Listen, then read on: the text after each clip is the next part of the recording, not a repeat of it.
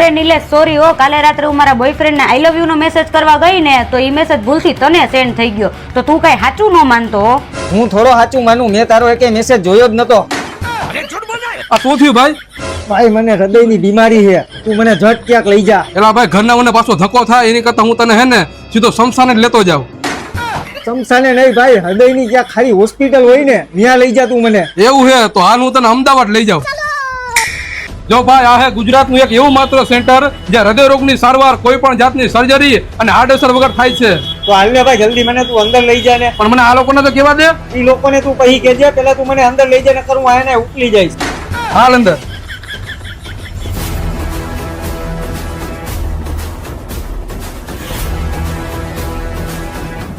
જો આ ટ્રીટમેન્ટનું નામ ESMR છે. આ બેઝિકલી 9 દિવસની ટ્રીટમેન્ટ હોય છે. આ લેઝર સોક્યો ટ્રીટમેન્ટ છે. આનાથી શું થાય છે કે હાર્ટની જે રહેલી નાની નાની નસો ખોલવાનું કામ કરે છે.